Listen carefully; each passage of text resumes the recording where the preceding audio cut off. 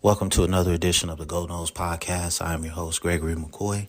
This podcast is by a fan for fans. I am not a journalist. I am not a reporter. I am not an insider. I do not work for a website. The majority of my content comes from me, in my opinion. Other information comes from the internet. I think we can honestly say now that Colorado versus Florida State, or Florida State versus Colorado, however you want to say it, it's a rivalry now. I think Deion threw the first shot with Travis Hunter when he flipped him from Florida State to Jackson State. And I think Florida State kind of took a shot back when they got that offensive lineman from Colorado. And then the latest news, which I don't like at all, you got Travis Hunter and Hakeem Williams going at it on social media. I don't like that at all, but, I'm not going to get on the soapbox and preach about whatever. They are, 18, they're grown, in the eyes of the law or whatever, so they do what they got to do, but I genuinely don't like two young black athletes going at each other. I think they should, boost each other up. And if they ever play each other, then that's when you do your talking on the field. But like I said before, I'm a Deion guy. I support Deion. I hope he has all the success at Colorado. I hope it don't come at Florida State's expense. And I know I said I wasn't going to talk about Deion anymore, but it's just, you watch the stuff on social media, you watch TV, I have to say something about it. I wouldn't be doing my channel justice if I didn't. Now, this is coming like a week later after, the whole Travis Hunter, Hakeem Williams, social media, I don't know, back and forth. But I just hope somehow, some way we get to play Colorado. And, let Deion put his team together, and then we just settle it on the field. That's what it ultimately comes down to. The whole thing, they saying that Florida State may have tampered with Travis Hunter before he had got in the portal. I don't know. But if that's the case, hey, if you do the crime, you got to do the time. That's what it comes down to. And, as far as Florida State's recruiting class, if you're coming here for recruiting analysis, you on the wrong channel, because that's just something I don't do. My thing is, I got to see them play in a college environment. And then I make my evaluation, because that's what it comes down to. I don't care what you did in high school. Okay, what you did in high school got you the scholarship to come to Florida State. Now, can you play major college football? And once I see that, then I make my evaluation. So I just, I seen the video where Deion was saying, you tried to come and get something that's ours. He's talking about Florida State. When you hear, these debate analysts, if that's what they're called, on their shows talking about, Florida State is going to regret not hiring Deion. Deion is talking directly to them, and we might regret it, because, he said in his interview with Shannon Sharp that, he went into the meeting, prepared. He gave him a 3 to 5 year plan. He analyzed your personnel. He took it real seriously, and they didn't even, they didn't take it. Dion took the interview seriously and they didn't. It was just more like a courtesy or respect type thing. It wasn't like we were ever really considering you. And I just, I felt like that was a bad decision, but the Southeast is not a receptive place for black head football coaches in college football. It's just not. I don't really think it's that many at all right now. I'm trying to think. There's none in the SEC. You had one. I think Vanderbilt and Mississippi State are the only schools to really, or Florida. Did Florida hire? No, they didn't hire him.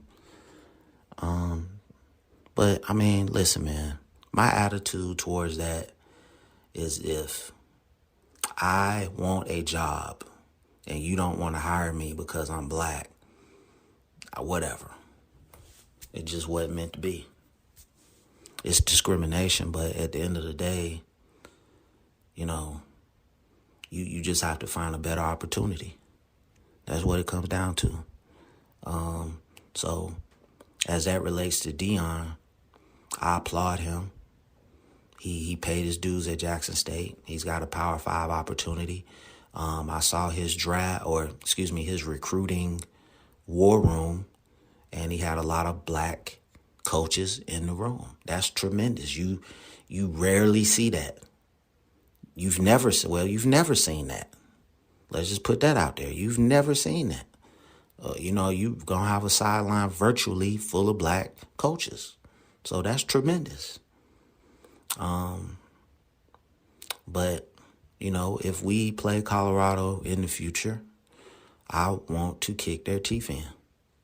And that's it. My loyalty resides with Florida State.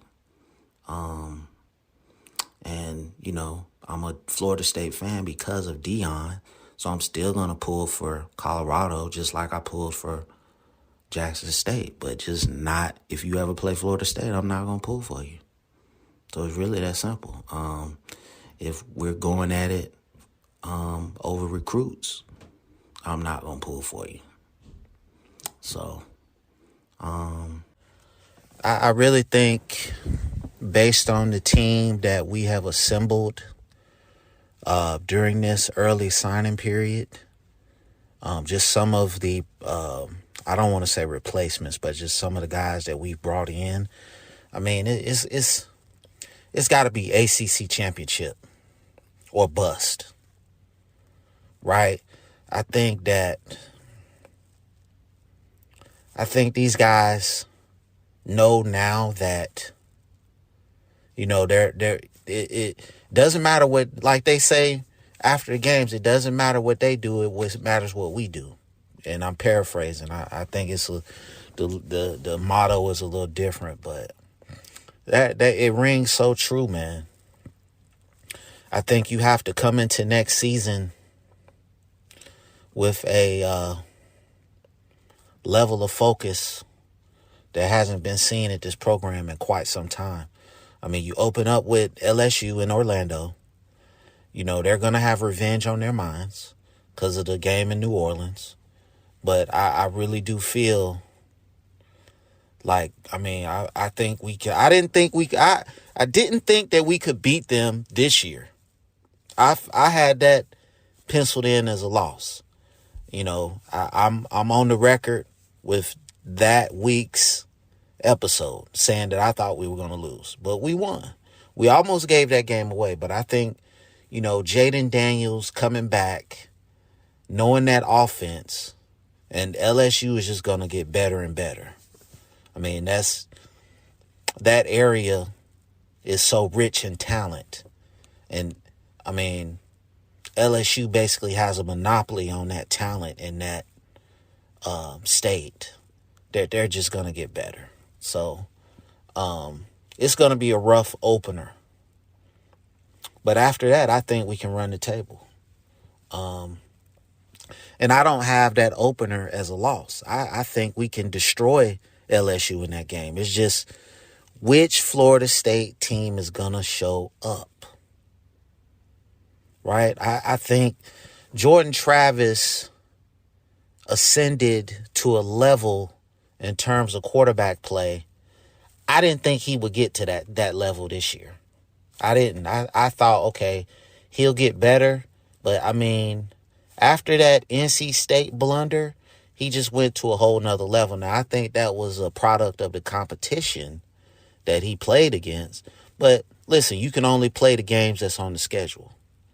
We're going to find out a lot about him against Oklahoma in the Cheez-It Bowl. Not like Oklahoma is some kind of elite team, but you're going up against an elite defensive mind and their head coach. And, he knows this Florida State team. He knows this program inside and out. So he's going to have, things in place to, make Jordan Travis uncomfortable. He knows Jordan Travis like the back of his hand. You should already know that. So it's going to be a very interesting game. I think Florida State is going to win it. I think it's going to be like a 35-24 type game, 38-24 type game, just because, not LSU, Oklahoma is going to do some things that frustrate Florida State. But I think ultimately the run game is what's going to dictate this game. And also they've made some kind of last second change of the rules where freshmen can play in bowl games and it won't count towards their eligibility. And that's what I love the rule. I love the rule change, but I just hate how the NCAA comes in here and makes last second rule changes. But I actually like this one. It's just the NCAA is just not a good organization, in my opinion. And I just wish these universities would break away and just form their own league. But it is what it is, man. ACC championship or bust. I really don't think there's any other option. Fringe playoff team. We have to beat. I don't care about beating Florida next year. I don't care about beating Miami next year. We have to beat Clemson next season. We have to end that losing streak. That's to me. I wouldn't care if we got all the way to the national championship and lost. That game, beating them and seeing Dabo Swinney's face when we beat them means more to me personally as a Florida State fan than anything right now. Because it just infuriates me that we have lost to these guys almost 6-7 years in a row now. We haven't beaten them since 2015. So it's time for a change in that game. I think we've pretty much, discovered a very obvious secret. Deion is coming for Florida State. I'm a Deion fan. I follow him on Instagram. He posted the recruiting thing, and this is a rivalry now. I know I said the other week, all the episodes are running together now at this point. So I don't even remember which episode it was, but I said that Deion, he's just like, angry that he didn't get that job. And, he's used different pundits on TV to speak through, to voice that he's upset about that job. And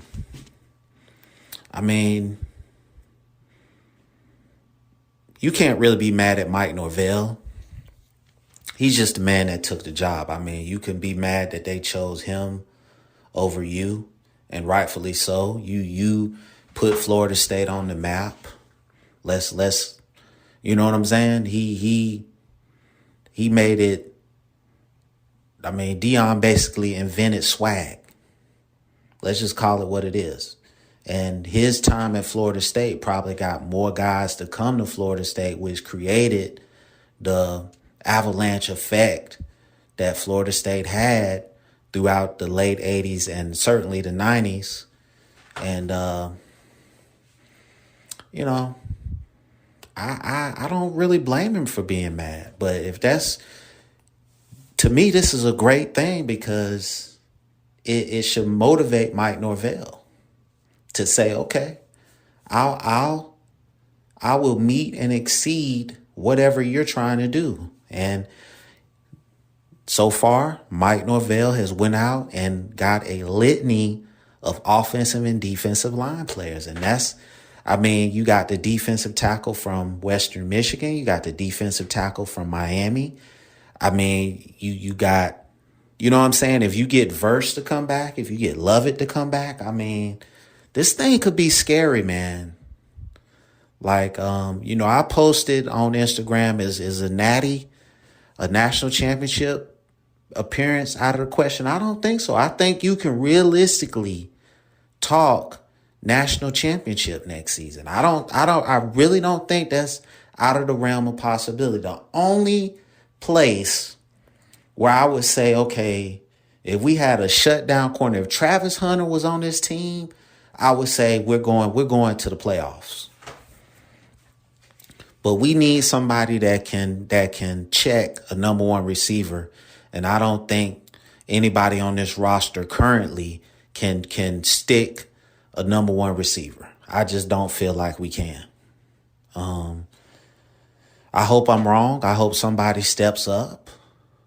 But presently constructed, we don't have a number one corner. And that, I think, if you go against an elite quarterback, when you get to the playoffs, it's a good chance that you're going to play an elite quarterback. That's going to be a problem. So I like I said, I think pressure makes diamonds. Dion is applying pressure. And so far, this staff has responded with the tremendous. I mean, since Mike Norvell has gotten there, he's really got nothing but gems out of the transfer portal. And, I just hope Lovett and Verse will come back and try to make a national championship run. Some big time booster will cut them a check to get them to stay one more year. And the sky's the limit next season.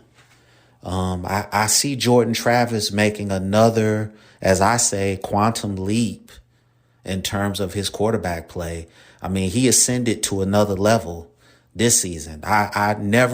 His first game that I saw him at Boston College, I never envisioned him playing quarterback the way he did this year. So, I can see him being potentially a top 10 pick. He's got to stop with the happy feet. Okay. 'Cause he still has happy feet, and he has to, if it's not there, throw it away. That's his biggest thing. He's always trying to make a play, which is not a bad thing. But when you always trying to do that, the NC State games happens. So sometimes you just have to live to fight another day. But I mean, receivers, running game, tight end, offensive line, the offense is going to be elite. Okay. I think the defense can be elite if you can, find you a shutdown corner somewhere. And that's our only weak point. I mean, I would say the whole secondary. I don't think our secondary is elite, but, certainly if we're generating a big enough pass rush, we can most certainly get there. The Oklahoma game, tomorrow or today, whatever. Oklahoma's had like opt-outs out the wazoo, so I feel like Florida State is going to run away with this thing, but this is why we play the game. You can't just say we don't know who their backups are. We don't know their desire. We don't know what they're coming with. I mean, the backups might be better than the starters. So, you can't play football that way. And, that's it. I see Florida State winning 38-17. This is not your typical, defensively, this is your typical Oklahoma team. But offensively, it hasn't been. So, I mean, you got some stuff that you need to figure out on offense if you're Oklahoma. They got big time money. I don't feel sorry for them. They're going to get players. So, they just had a down year. That usually happens when you have a first year head coach. You're trying to get these players to buy in. You're cycling players in. You're cycling players out. So it is what it is. I don't like Oklahoma. I've never liked Oklahoma. I will never like Oklahoma. Oklahoma, Florida, and Ohio State and Notre Dame. I will never cheer for y'all unless y'all play each other. If any of y'all play the Florida Gators, I will pull for you. That's the only time. And that's it. I think we can really make a big time run next season.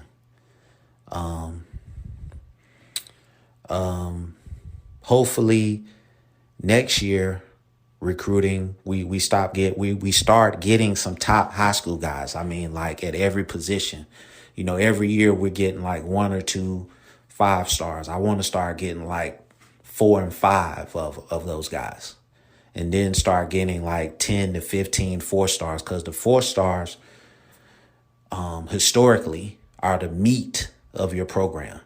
The superstars are the guys that, take your program, that make plays in crunch time. The 4-stars are the ones that consistently keep your program at the top. And I think, Florida State, if Mike Norvell can build this thing back to what it was 7, 8, 9 years ago, what is Florida State University and the boosters going to do to keep it there? That's the question. It's taken you almost 10 years to build a football-only facility. And I fought Florida State for that, because I think that put us at a competitive disadvantage. And just the fact that Mike Norvell has been able to go out and get guys. I mean, and thank God for Alex Atkins. I mean, one of the best recruiting jobs, one of the best turnaround jobs, that offensive line in Florida State history. Okay? I just don't think he's getting enough recognition for that offensive line play. They basically went out and got 3 starters to replace 3 guys that's leaving. You understand what I'm saying? So it's gonna be crazy, man. It is going to be crazy next season, man. Okay, Trey Benson for Heisman. I'm calling it right now. Trey Benson for Heisman. If he comes out there and goes crazy against LSU, watch out. Watch out now. I don't think he can run into my top running backs. I got Warwick Dunn, Dalvin Cook, Cam Akers. I don't see him cracking that lineup, but you never know. I mean, if he goes out there and runs for 2,000 yards, I mean, you're going to have to put him in there. I mean, it's just so exciting to be a Florida State football fan, regardless of what happens in this bowl game. I said several months ago, if you can win 9 games, I mean, the recruits are going to come, whether it's traditional high school recruits or transfer portal guys. I really don't care where they come from at this point. I think long term, I don't think the transfer portal is sustainable. I think long term, you have to get young guys and develop them. Okay, but you're trying to win now, so you go and pluck pieces. You know what I'm saying? And these kids don't want to go to Georgia and Alabama. The transfer guys, they don't want to go to Georgia and Alabama and sit. They want to play. So, just to sum up the Deion thing, I wish Deion all the success in the world, and I'm going to pull for him in every game except if he plays Florida State. That's the only time I'm not going to pull for him. You know, he's done a tremendous job. He's been the head coach for like almost a month now. He's done a tremendous job. I mean, to put together a class that fast in that short amount of time, it just shows you that, hey, he's a great recruiter. He's a closer. And he just said, I'm going to surround myself with great football minds, and then I'll go get the players. Simple formula. I think he can do great things at Colorado. Not year one, though. I mean, if he goes 6-6 year one, that would be coach of the year type stuff for me. You go from 1-11 to 6-6, and you put a competitive team out there.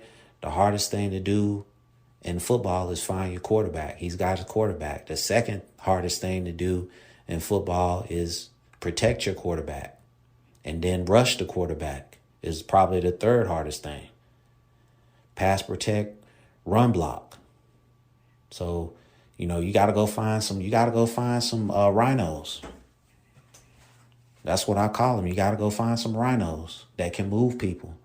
And we'll see, man. I hope he's successful. Just not when he plays Florida State. I'm a Deion fan, but Deion brought me in to the fold as far as Florida State and being a fan, but I'm not going to jump ship. This is the team that I've been with my whole life, pretty much, and I'm going to stick with you. So, we'll see what Deion does. I'm closing in on 500 episodes. So I think, you know, I want that 500th episode to be special. So I'm going to dial it back a little bit until the season opener at LSU. So I might just drop like one episode a month until the season opener in Orlando. And that'll put me like very close to, you know, 500. So that's going to be the format for the rest of the year, unless just something crazy happens. Or not the rest of this year, but, you know, from the bowl game until LSU in Orlando. It's, you know, closing in on 500 episodes has been crazy. Like, you know, when I first started it, I didn't know that COVID-19 was going to happen like a few months later. So, you know, I did like a whole bunch of COVID-19 crap, and I regret doing that because, you know, I'm not like a political type of guy. Like, I don't have faith in the government on any level. So, but I just felt compelled to say something about it. But I've enjoyed doing this podcast, man. It's kind of like therapy, just to talk. It really doesn't matter what I talk about, but just to be able to express yourself about something. And, you know, Florida State football is that outlet. So, you know, I thank the people that listen. YouTube playing with me right now. They keep taking my views down for some reason. I don't know why they doing that. I wish they would quit playing with my money. You know, I'm trying to get to 10,000 subscribers and they keep playing. I don't know what's going on. But I know YouTube is a cutthroat game. And, you know, I don't usually talk about, that's probably the first time I've ever talked about my stats on YouTube, because it's just crazy. Like, I got people flagging my videos and I don't have no music. Okay, I designed my own logo. Okay, and I'm just trying to figure out, why are my videos getting flagged? Why is my podcast getting flagged? So it's just insane. Like, videos from like 2 years ago with no music, no nothing. Just somebody just flagging. It's crazy that Google and YouTube let people just flag other people's videos just for recreation and sport. But, I mean, it is what it is, man. This whole social media, bonanza, the revolution or whatever you want to call it, I don't get too upset about it. But, with that being said, man, go Noles, first and foremost. Thank you for listening.